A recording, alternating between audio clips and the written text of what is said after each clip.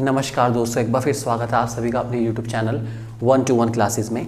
आज मैं आपके बीच में आप लोगों की स्पेशल रिक्वेस्ट पर एक बार फिर आया हूं। आप लोगों की रिक्वेस्ट थी कि सर प्लीज़ बिजनेस स्टडीज़ के लिए क्लास 11 के लिए क्या क्या इंपॉर्टेंट क्वेश्चन है। हो सकता है आपका एग्ज़ाम हो चुका हो सकता है होने वाला हो। तो ये वीडियो उन लोगों के लिए जिनका बिजनेस स्टडी का एग्ज़ाम अब तक नहीं हुआ, आपके लिए मैं स्पेशली वीडियो लेकर आया हूँ ताकि मैं आपको बता पाऊँ कि कौन कौन से टॉपिक आपको हर हाल में करके जाने ही जाने हैं अच्छे मार्क्स स्कोर करने के लिए, या फिर सिंपल भाषा में कहूँ तो पास होने के लिए। ये टॉपिक्स तो आपको करने पड़ेंगे, उनके बारे में बात करूँगा। इस आगे बढ़ने के लिए सबसे पहले मैं आपको पेपर पैटर्न बता देना चाहता हूँ कि बिजनेस स्टडीज़ का पेपर पैटर्न क्या है, उसको जान लेते हैं हम लोग। हमारे पास यहाँ पे पीछे पेपर पैटर्न है दोस्तों। आपको 1 मार्क के 20 क्वेश्चंस मिलेंगे, जिसमें आपके MCQ हो सकते हैं, फिल इन द ब्लैंक हो सकते हैं, ट्रू फॉल्स हो सकते हैं, असर्शन बेस्ड क्वेश्चन हो सकते हैं, इस टाइप के क्वेश्चन हो सकते हैं। 1 मार्क के 20 क्वेश्चन, इसमें 2 उम्मीद है 2 इंटरनल चॉइस आपको दे रखी होगी। 3 मार्क के आपको 4 क्वेश्चन मिलेंगे, जिसमें आपके शॉर्ट क्वेश्चंस हो गए, डेफिनेशन फीचर्स से रिलेटेड क्वेश्चन हो सकते हैं। इसमें भी आपको 2 इंटरनल चॉइस मिलेगी। 4 मार्क के आपको मिलेंगे टोटल 6 क्वेश्चन, इसमें भी आपकी 2 इंटरनल चॉइस होगी। किसी भी क्वेश्चन के 2 पार्ट होंगे, उनमें से आपको एक पार्ट करना होगा, तो आप टेंशन लीजिएगा बिल्कुल भी। और इनमें आपके थोड़े से जो है लॉन्ग क्वेश्चन होंगे, और वेरी लॉन्ग क्वेश्चन में आपको 6 मार्क के 4 क्वेश्चन मिलेंगे। इसमें भी आपके 2 इंटरनल चॉइस होने वाली है। इस प्रकार से हमारा टोटल 80 मार्क्स का पेपर बिजनेस स्टडी का बनने वाला है। CBSE ने इस बार स्पेशली आप लोगों को और ज़्यादा अवेयर करने के लिए उन्होंने मेंशन करा है कि जो 80 मार्क्स का डिस्ट्रीब्यूशन है और आप किस तरीके से सोच सकते हैं। 44 मार्क्स दोस्तों आपकी अंडरस्टैंडिंग एंड रिमेंबरिंग के ऊपर बेस्ड होंगे कि आपने किसी कंसेप्ट को किस तरीके से समझा है। दूसरा 19 मार्क्स का पेपर आपका एप्लीकेशन होगा, आप उसकी एप्लीकेशन को कैसे समझते हैं, आप कहाँ पर वो कंसेप्ट अप्लाई हो सकता है केस स्टडीज़ के रूप में। और उसके बाद इवैल्यूएशन एंड एनालिसिस के बेस पर आपके 17 मार्क्स का पेपर आएगा। ये भी दोस्तों हमारा टोटल 80 मार्क्स का डिस्ट्रीब्यूशन है। CBSE ने बोला है, बाकी आई एम नॉट श्योर कि सारे टीचर्स इससे अवेयर हैं या नहीं है वो, या इसके बेसिस पर पेपर तैयार करेंगे नहीं करेंगे, कहना बहुत मुश्किल है। लेकिन अगर वो तैयार करते हैं तो बहुत अच्छी बात होगी। और ये लेटेस्ट पैटर्न है जो CBSE ने बताया है। अगर आपका स्कूल अपडेटेड रहता है सारी CBSE की फॉर्म से, तो मुझे लगता है शायद वो पेपर इसी पैटर्न पर बेस्ड बनाने वाला है, और अगर नहीं रहता तो फिर मैं भी कुछ नहीं कर पाऊंगा। चलिए मैं शुरू करता हूं। आज मैं आपको बताने आया हूं कि क्या क्या क्वेश्चंस, क्या क्या टॉपिक आपको हर हाल में करके जाने हैं। जो भी मैं बोलूंगा टॉपिक के बारे में वो सारा आपको यहाँ पे डिस्प्ले भी होगा। आप लोगों की रिक्वेस्ट थी कि सर प्लीज़ आप बोलते हैं, अगर लिखा हुआ आ जाए तो सर मज़ा आ जाएगा। मैंने उसका भी अरेंजमेंट करा। आपके कमेंट्स के थ्रू जो भी हमें आप गाइडलाइन दे रहे हैं, जिस भी चीज़ की गाइडलाइन दे रहे हैं कि सर ये करेक्शन चाहिए, ये करेक्शन चाहिए, हमारी पूरी कोशिश है कि हम उस करेक्शन को कर पाएँ और आपको मैक्सिमम यूटिलिटी, हम लोग मैक्सिमम सेटिस्फैक्शन प्रोवाइड कर सके। अगर वीडियो अच्छी लगती है तो प्लीज़ इसे अपने दोस्तों के साथ शेयर करना बिल्कुल मत भूलिएगा। हम पूरी कोशिश कर रहे हैं कि आपको इस वीडियो से ज़्यादा सेटिस्फैक्शन प्रोवाइड कराया जा सके। दोस्तों उससे पहले मैं आगे बढ़ने से पहले मैं आपको बता देना चाहता हूँ कि यहाँ पर बिजनेस स्टडी में हमारे पास चैप्टर्स के पेयर बने हुए हैं। तो मैं पेयर वाइज डिस्ट्रीब्यूशन आपको दिखा देता हूँ, बता देता हूँ, उसके बाद में इंपॉर्टेंट बताऊंगा क्या क्या है। जो सबसे पहला पेयर है आपका वो चैप्टर नंबर 1 एंड 2 या यूनिट 1 एंड यूनिट 2 को कंस्टिट्यूट करता है, और टोटल 16 मार्क्स का है। इन चैप्टर या यूनिट के नाम बता देता हूँ। यूनिट नंबर 1 का नाम है evolution and fundamental of business, and second unit का नाम है फॉर्म्स ऑफ बिजनेस ऑर्गेनाइजेशन। ये 2 चैप्टर या 2 यूनिट को मिला के आपका टोटल 16 मार्क्स का पेपर आएगा, जैसे कि आप देख पा रहे हैं।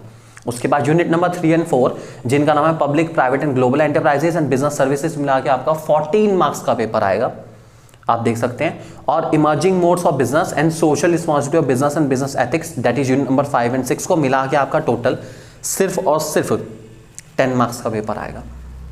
पार्ट बी की बात करूं तो पार्ट बी के अंदर भी 4 यूनिट है, 7, 8, 9, 10।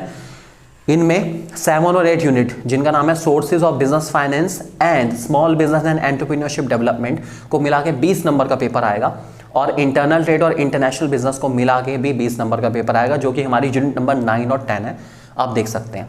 अच्छा, इसमें अगर मैं आपको दोस्तों सिंपल भाषा में समझाऊं तो मैं कहता हूं कि शुरू के 6 यूनिट मिला के 40 नंबर की और आखिरी की 4 यूनिट मिला के भी 40 नंबर की है।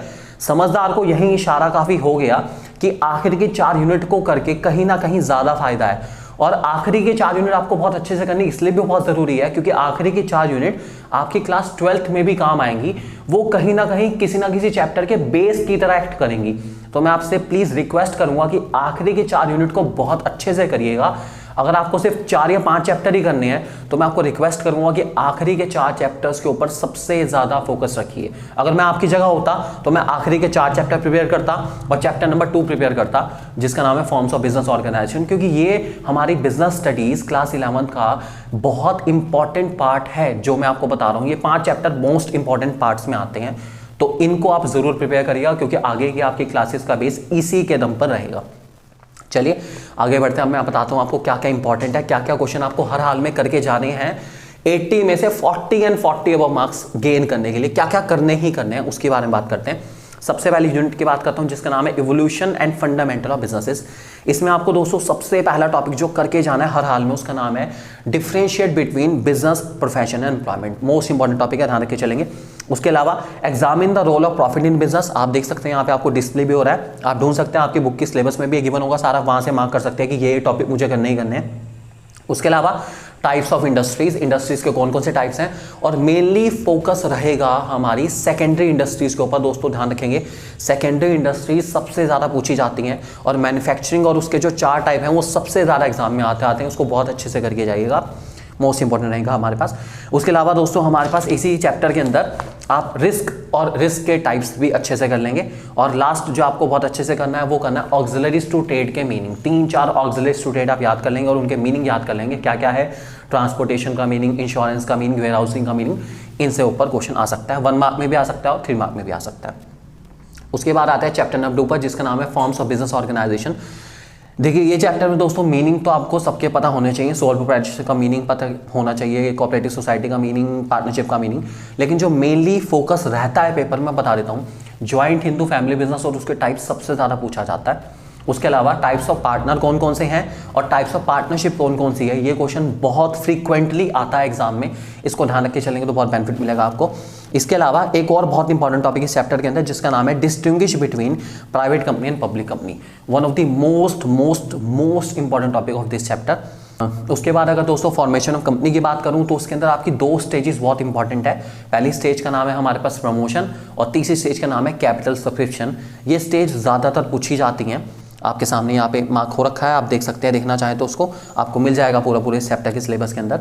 और इसके अलावा आपको मेमोरेंडम ऑफ एसोसिएशन और आर्टिकल ऑफ एसोसिएशन के बारे में थोड़ा सा रीड करके जाना पड़ेगा, काफ़ी चांसेस है कि इनसे रिलेटेड आपको क्वेश्चन मिलेगा, डेट इज़ फॉर श्योर। उसके बाद आता हूँ मैं यूनिट नंबर 3 पर जिसका नाम है public, private and global enterprises. इसमें दोस्तों हमारे पास पहले तो बहुत कुछ था, टाइम के साथ साथ कम होता जा रहा है। इसमें 2 टॉपिक हमारे सबसे इंपॉर्टेंट है, आपको उसको मीनिंग और फीचर्स के साथ बहुत अच्छे से तैयार करना है। एक का नाम है स्टैट्यूटरी कॉर्पोरेशन और दूसरे का नाम है गवर्नमेंट कंपनी।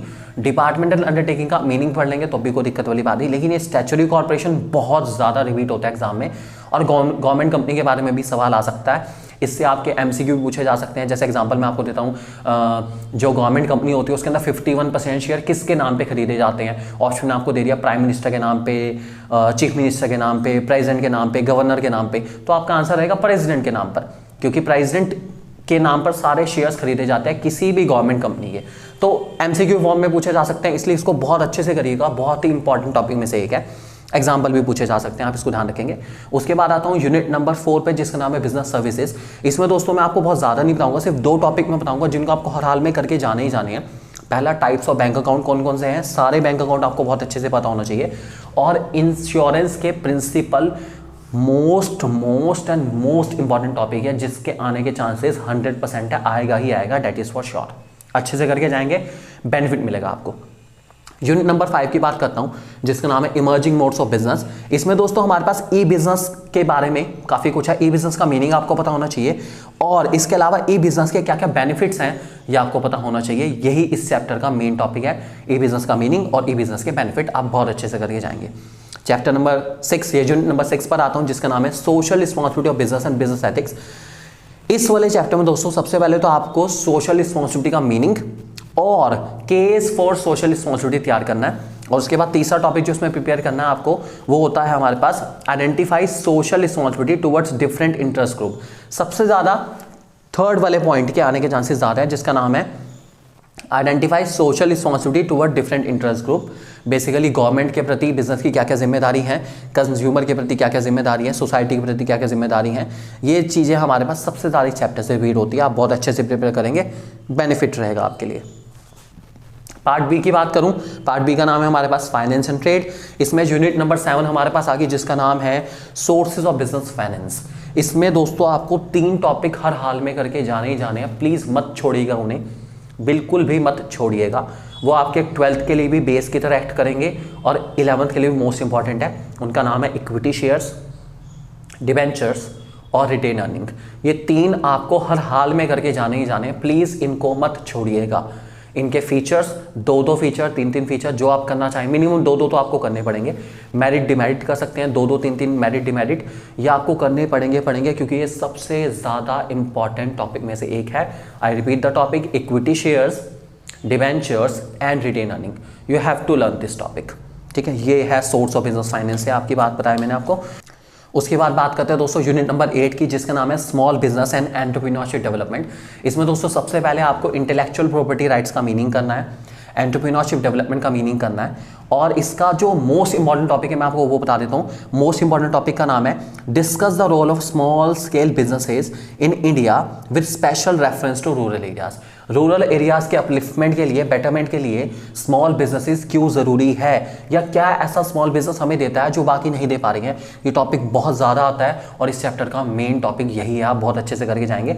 इसके अलावा आप NSIC और DIC का मीनिंग भी प्रिपेयर करेंगे। इसमें NSIC और DIC का मीनिंग आ सकता है 3 मार्क के क्वेश्चन में, आप इसको तैयार कर लेंगे।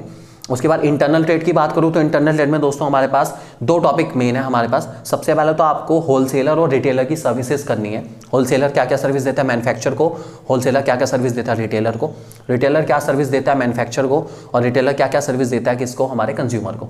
ये मोस्ट इंपॉर्टेंट टॉपिक में से है। और दूसरा टॉपिक जो आपको बहुत अच्छे से तैयार करना है वो करना है चेन स्टोर और मल्टीपल शॉप जो होती है हमारी, उनके मीनिंग, फीचर, और डिपार्टमेंटल स्टोर के साथ उसका कंपैरिजन कैसे हो सकता है। डिफरेंस याद करना चाहे डिफरेंस कर लीजिए। आपको लग रहा होगा सर आपने तो सब कुछ ही बता दिया, अगर भाई ऐसा कुछ नहीं है, आप डिफरेंस कर लो। आपको अगर लग रहा है कि ये तो बहुत कुछ हो गया तो आप डिफरेंस कर लो। आपको डिपार्टमेंटल स्टोर और चेन स्टोर का डिफरेंस करना है, बस सिंपल भाषा में एक कहूँ तो इन दोनों का डिफरेंस करेंगे तो आपको काफ़ी कुछ बनाना आ जाएगा इसके बारे में। ये मोस्ट इंपॉर्टेंट टॉपिक में से है। अगर फीचर आ जाएगा तो आपने जो डिपार्टमेंटल स्टोर वाली साइड याद कर रखी होगी वो सारा आप लिख देंगे, और चेन स्टोर से रिलेटेड आ गए तो आप उसके सारे ऑटोमेटिकली फॉर्म कर सकते हैं फीचर्स उससे, अगर आपको याद होगा तो। उसके अलावा दोस्तों लास्ट चैप्टर हमारा जिसका नाम है इंटरनेशनल ट्रेड। इंटरनेशनल ट्रेड में आपको जो सबसे पहला करना है वो इंटरनेशनल ट्रेड का मीनिंग और इंटरनेशनल ट्रेड के क्या क्या बेनिफिट्स होते हैं नेशन और फर्म को, ये टॉपिक आपको बहुत अच्छे से तैयार करना है। इसके अलावा वर्ल्ड ट्रेड ऑर्गेनाइजेशन के बारे में पढ़ना चाहें तो इसके अंदर पढ़ के जा सकते हैं। क्लास 11 का बिजनेस स्टडी का एग्जाम है, उसके मैंने आपको सारे इंपॉर्टेंट बताई और आपको यहाँ पे डिस्प्ले भी हो रहे हैं सारे के सारे। बहुत अच्छे से प्रिपेयर करके जाइएगा और मुझे पूरा विश्वास है आप बहुत अच्छा पेपर करके आएंगे। और अगर वीडियो अच्छी लगी है तो प्लीज़ अपने फ्रेंड्स के साथ शेयर करना बिल्कुल मत भूलिएगा। एक और इंपॉर्टेंट अनाउंसमेंट मैं करना चाहूँगा, अगर आपका कोई भी भाई बहन फ्रेंड 9th 10th में है तो उनके लिए SST के इंपॉर्टेंट, सोशल साइंस के इंपॉर्टेंट, सोशल स्टडीज़ के इंपॉर्टेंट बहुत जल्दी आने वाले हैं, तो प्लीज़ उनको कहिए कि चैनल को जल्द से जल्द सब्सक्राइब कर लीजिए ताकि उनसे वो वीडियो ना छूटे, और अगर वीडियो छूट जाती हो तो हो सकता है उनका काफ़ी नुकसान हो जाए। और इसके अलावा 12th के लिए भी बिजनेस स्टडी और इकोनॉमिक्स के इंपॉर्टेंट मैं बहुत जल्दी आपके लिए ला रहा हूँ, और कोशिश ये रहेगी आप लोगों के बेटरमेंट के लिए जितना ज़्यादा हम कर सकते हैं उतना करेंगे। बस आप लोग वीडियो शेयर करते रहिए और इसी प्रकार अपना प्यार हम सबको देते रहिए। थैंक यू वेरी मच दोस्तों।